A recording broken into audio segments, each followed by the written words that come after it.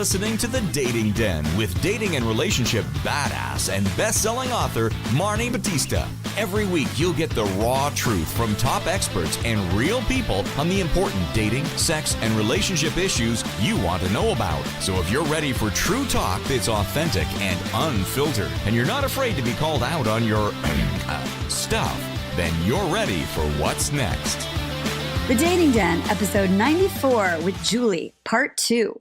What it takes to turn your life around completely when you can't stop dating a bad-for-you guy. Ladies, welcome into the Dating Den. I am so happy to have a return visitor in the den. And I want to welcome Julie, who was the subject of some really real coaching, episode 70. So before we get started, I just want to say, Julie, welcome. Have a seat in the cozy dating den here with me. It's a very cozy place to be. Thank you. So it's kind of crazy. It just works out that it's about a year ago when we first spoke, and you were were you listening to the podcast like a lot when you first sort of wrote in and said I wanted some help, or what was going on for you right then? I was in a relationship that was on again, off again, push, pull, tug. And I really felt as though, I was looking for a solution. I was actually looking for that, one stroke that would fix it all. And had found your podcasts, and was listening to a couple of them and reached out for some more information and ended up here in the cozy den of dating with Marni. And you really walked me through and helped me see the light on some of the issues as to where I was. So it was like fall was coming. I think it was November when we talked. And so for those who haven't listened to episode 70, what was really going on for you at that time in your life?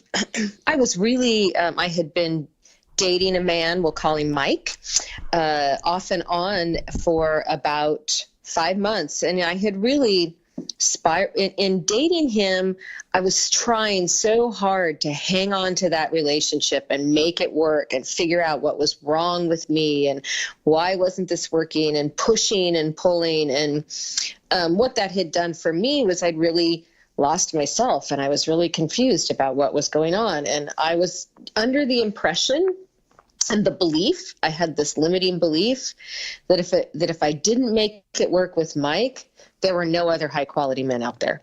That this was my last chance at finding an epic relationship and true love. And so I was reaching out, trying to find out, how can I fix this? Okay. So the question I have on that is, so then what does Julie's life look like on the daily? When you are you're getting crumbs from Mike. Yes. So I am trying to work through being a successful woman with a successful career and getting all kinds of feedback in that area of my life. But on a daily piece with Mike, it's he's saying, "Oh, I want to be with you," and then he's saying, "Oh, you're too much for me," and then he's saying, what do you think about getting married, and what do you think about long-term, being together long-term? And that's really something I want. And then I don't hear from him for a week. And then he comes back and he's very distant and not connected. And then it was, I was just falling into this very challenging place of trying to figure, and I was pushing him to make decisions. I was pushing the relationship. I was leading us to the path, the outcome I wanted. I wanted to be together, live together, make a long-term commitment. And I was really trying to lead us and push us in that direction. And sometimes he was there and sometimes he wasn't. And it was a very challenging roller coaster time for me. I struggled with depression. I struggled with highs and lows. And I just was, convinced that if this relationship didn't work, then that was it. I was never going to find one. And for you, like being in that place where you're like struggling with like depression, and was it impacting other things? Like, were you not sleeping? Were you isolating from friends? Like what was going on as a reaction to all the crumbs that you were getting from Mike? A, B, C, and all of the above. Okay. I actually, I wouldn't sleep. I'd wake up. My whole world and thoughts became consumed with Mike and how do I make this work and what happens if this doesn't work. And so I wasn't sleeping, and I was isolating from friends, and I was stopping doing the things that really were important to me, like hiking and skiing and getting into the outdoors, spending time with friends. I would cancel plans if Mike decided he wanted to do something. I'd cancel my plans with everyone else and go running off with Mike. I was and he was traveling, and so I went to his house and like raked up all of his leaves for him in the fall. I was doing all these things for him and nothing for me. And so my health suffered, my mental health suffered. I was isolating from friends. It was a big downward spiral. And so here's the thing, and I think this is important for other ladies who are listening, like all that's going on, but on the outside, Julie looks like life is together. You're like attractive, you're bubbly, like you're kicking ass at work. So what, like for you, were you like frustrated or ashamed? Like, because on the outside, it was probably looking one way. Yes, it was absolutely looking one way. The rest of the world had no idea that I was berating myself, that I was losing my self-confidence, that I was thinking, that I had to make these things work and I had to sacrifice myself.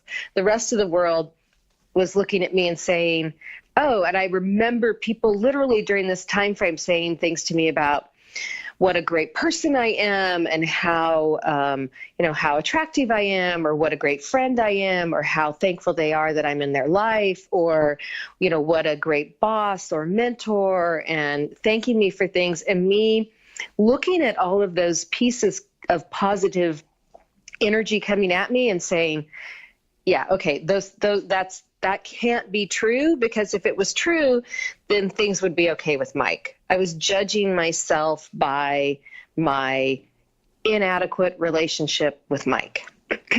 Wow. So it was almost like all that positive reflection, right, was almost, you were like, well, that can't be true. Like, because the real barometer of my lovability, worthiness, whatever, is like, if I was all that shit, then Mike would be into me. Oh yeah. Yeah, it's exactly. That is everybody else's perception, and that perception can't be complete reality, because if it was, I wouldn't be alone. I'd be in an epic relationship. Yeah. Wow. So Julie, like, what was the crisis point? Because you were doing it for like 5 months. So a lot of the people that are listening are really good at coping and rationalizing and getting by and all that. So like, what was that moment for you in November where you're like, I can't? Like, did he do something? Oh, I think there was 3 or 4 things that happened in a row. We had planned a weekend trip. Weeks earlier, he had actually chosen the date and the activity.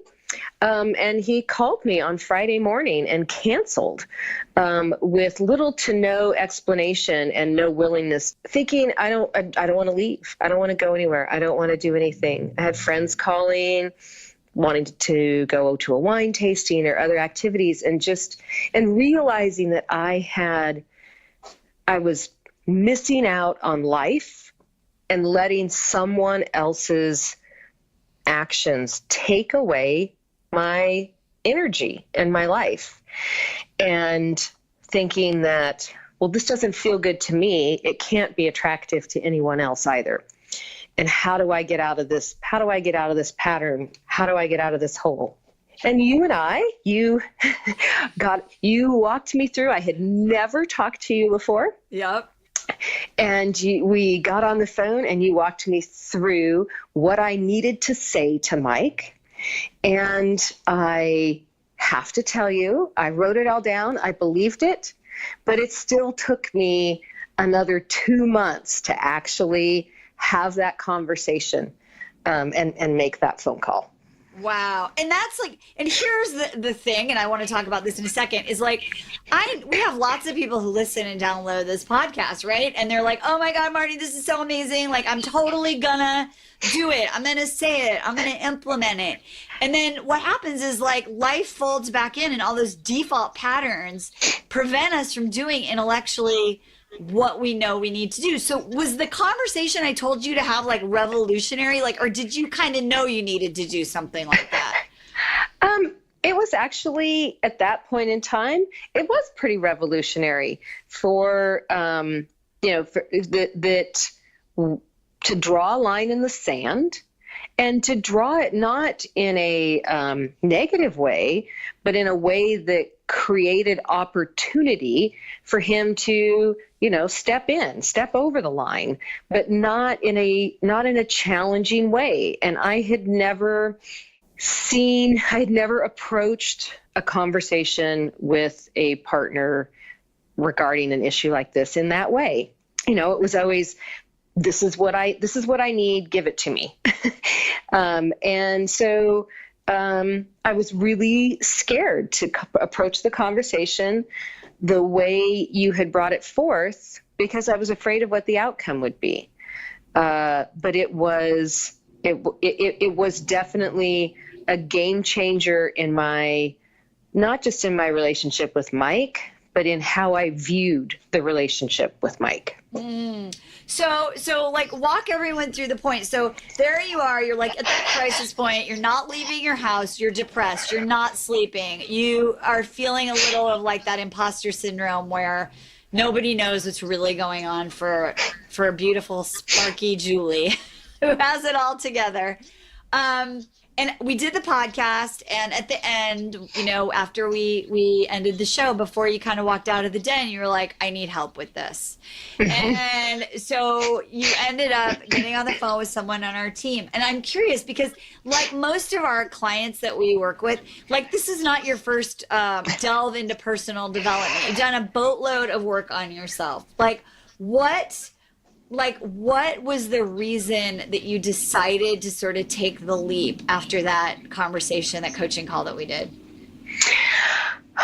I realized there were things I was not seeing, that just in that 35 minutes with you brought up so many different perspectives and approaches and things that I was looking at everything as a single track, there was one option.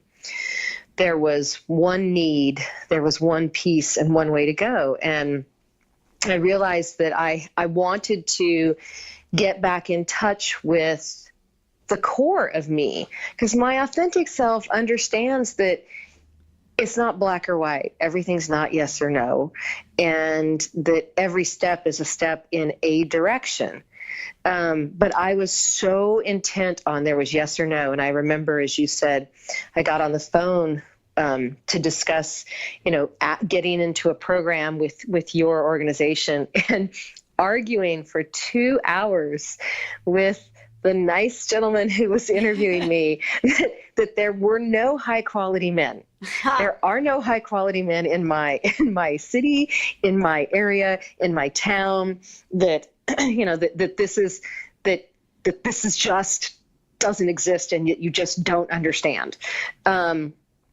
And just that level of even that, knowing that I had that huge of a limited belief, made me say, okay, I've obviously built up some negative patterns that are really getting in my way. And one of the things in the conversation with you and afterwards that I realized was that I was so much in my masculine and trying to control and create versus just allowing and flowing and being the person that I truly am at my core, that there was no room for Mike.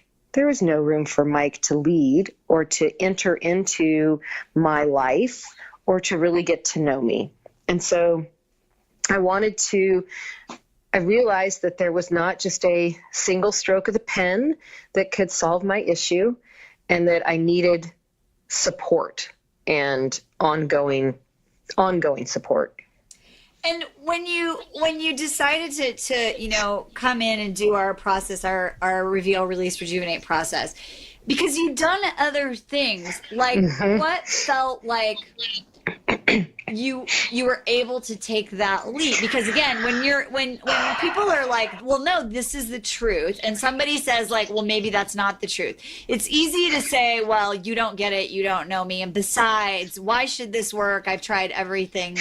Pivot, let me go do some more research. What about that moment had you say, I might be skeptical or I might be afraid, but there was something that resonated for you? So I was both skeptical and afraid. First, the skepticism was exactly what you said. It's 8 weeks. I can invest 8 or 10 weeks, right? And at the end of this, I may just prove them wrong. I may just prove that my limited belief is true, and I can go on in my miserable world the way I am.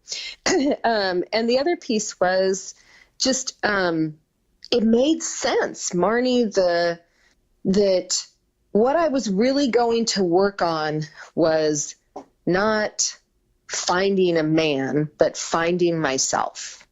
And that what I was going to do was work on identifying who I really am and how to bring who I really am forward into my whole life, into my work life, into my family, and into the dating world, where the people I'm going to attract are people who see me because I'm going to let myself be seen.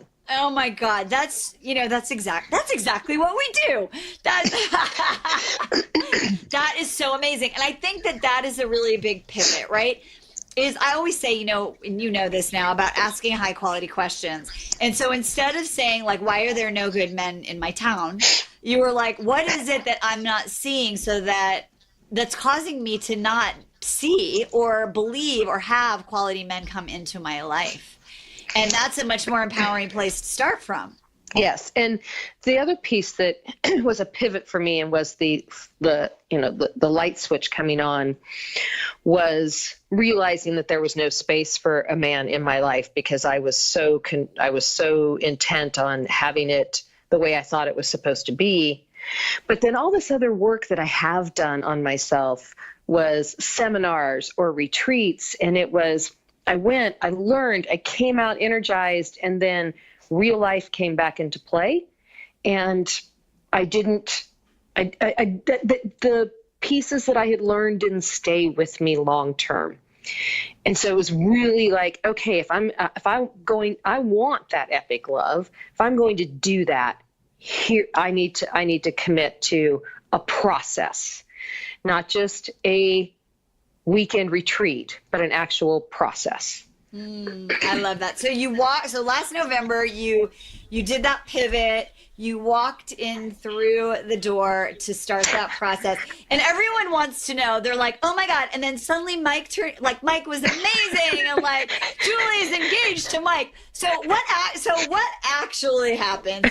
So what happened? You started to do this work, and what happened for you?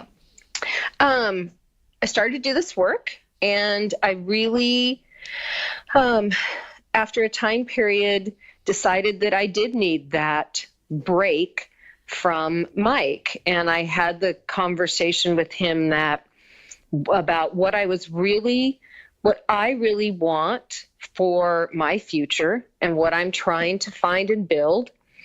And that, I want someone who wants to do that with me. And, that I had not been experiencing him that way. I had been experiencing him as very inconsistent, and that's not what I wanted in a partner. And that if he thought he could be that person to let me know, sometime in the future. But for now, I needed to just not be with him or have conversations. And Mike is not my guy. Mike is not my boyfriend. Mike is somebody who I still know and have interactions with, but in reality, Mike is still in the same. It's been a year, and Mike is still in the same pattern that he was in with me. He's just in it with another person now. Same pattern, same push-pull. Wow. And so what changed for you, Julie, to be able to start to see Mike, who Mike really is, and also to start to see how amazing you are? Really spending the time to get to know my feminine side again, to understand that being vulnerable is actually being strong and is a strength, and that letting out my core essence attracts that same thing. And that what I was attracting before is I was attracting people like Mike, who were also searching and didn't know exactly what they wanted, and were broken inside and were somewhat desperate. And so once I have been able to be me and bring my authentic self forward, it's amazing the difference in my relationships, in my work life, and, in my dating world. So Mike, so you cleared the Mike clutter, and here we are a year later. Mike's still doing his little dance. He found someone else to do it with. And a year later, we talked about the physical effects that you were having of being stuck in that rut, the relationship rut. What does life look like today? Like, what happened because you engaged in this process? Well, if someone had told me a year ago that my life would be here where it is, I would have been not skeptical is not even the word. I would have been downright indignant that was not a possibility, and that they were just Pollyanna and, not to talk to me anymore. So my life today, I'm not on any antidepressants, which I had gotten on during the relationship with Mike. My work life is amazing. I have amazing competing opportunities to do things that I absolutely love. My health has improved substantially. And if someone had told me that I would be in I have been in a relationship for 6 months with the most emotionally intelligent, kind man that I've ever known, who is wanting to and building a life together. And we have shared values and shared outlooks and a real passion for each other. And if someone had told me that I would be in this place, I'm so grateful and so amazed. Wow. So first of all, congratulations. It's so amazing. It's so cool. And when you were dating, so what was different? So you had all these beliefs that were limiting you, and we put you through this process. We did the internal work, and you sort of hit the reset button, and you did it our way. Mm-hmm. You did dating, you did it our way, which is really important. You have to do it our way. So what was different about that experience for you, and what happened to all your limiting beliefs? Like, oh my gosh.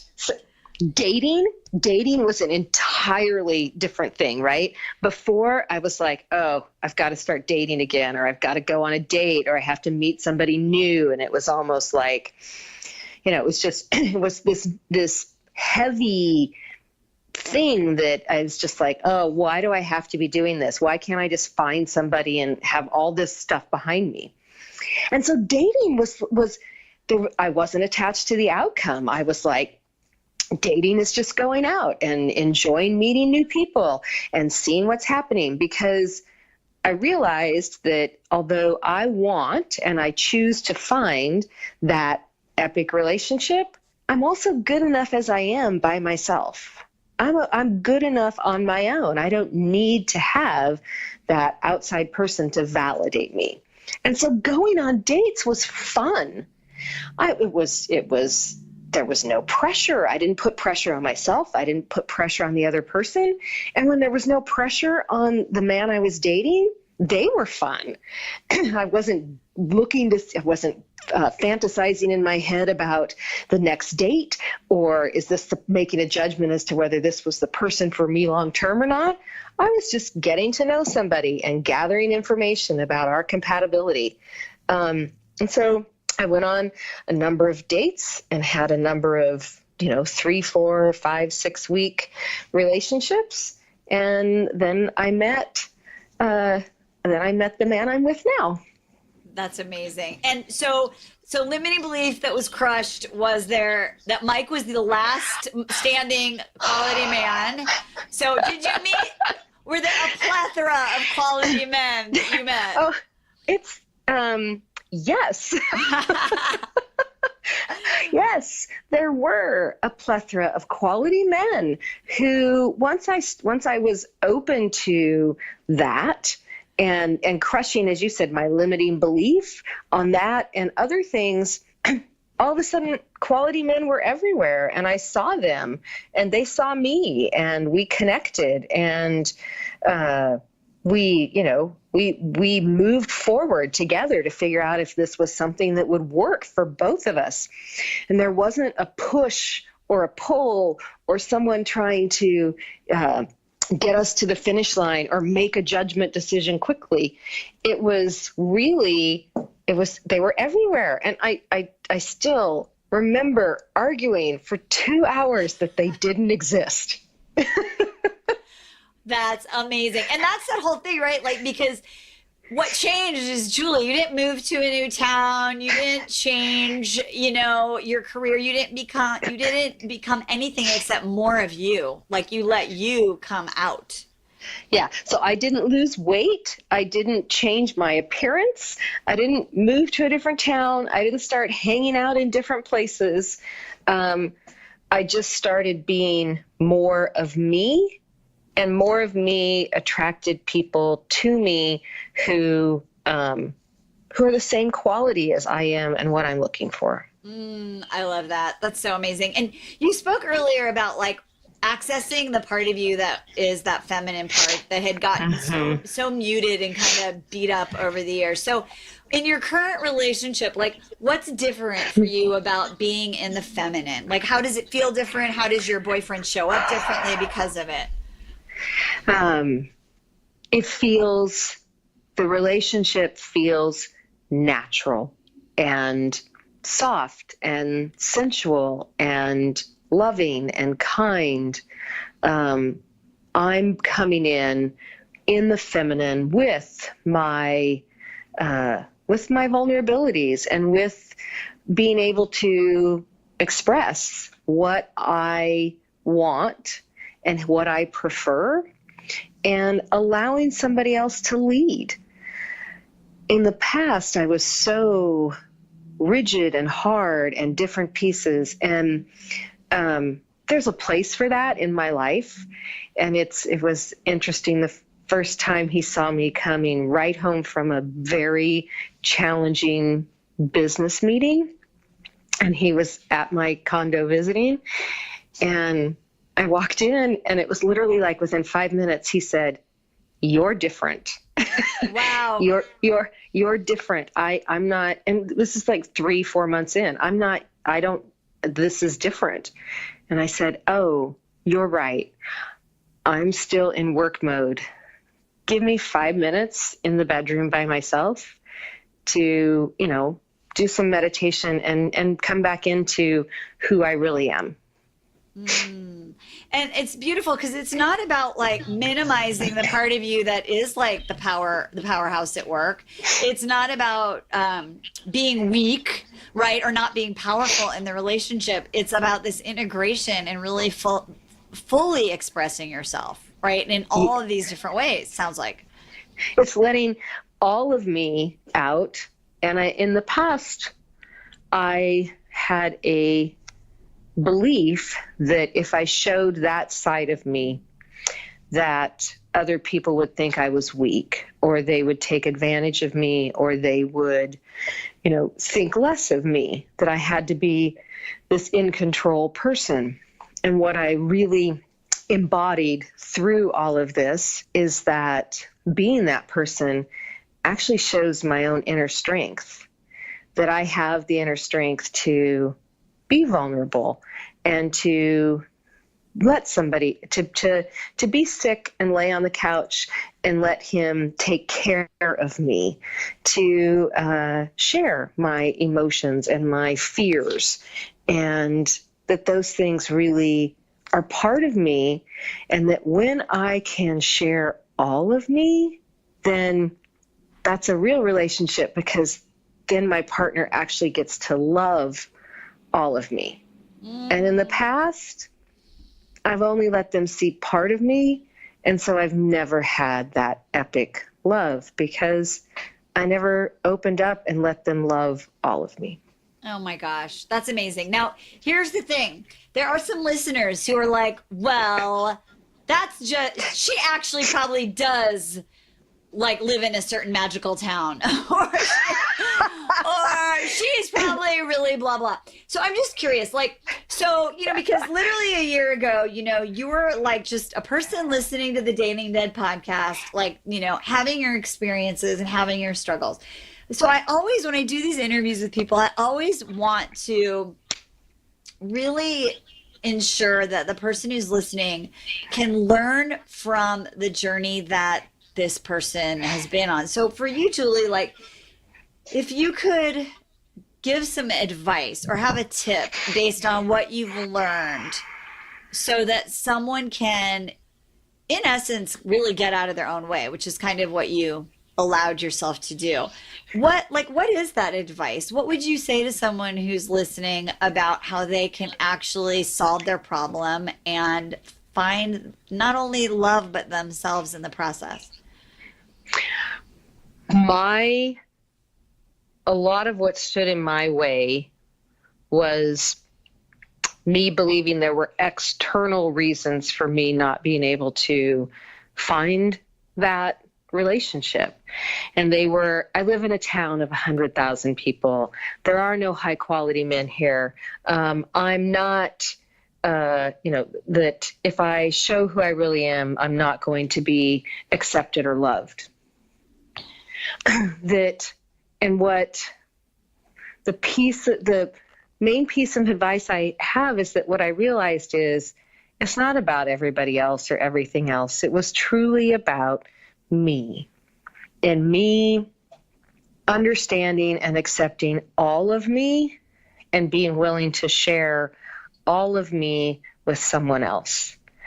I've gone from last year, the first week of December, I was literally in the happiest place on earth, Disneyland, with every family member I have. And I was so distraught and sad. I had to find a corner in Disneyland to cry.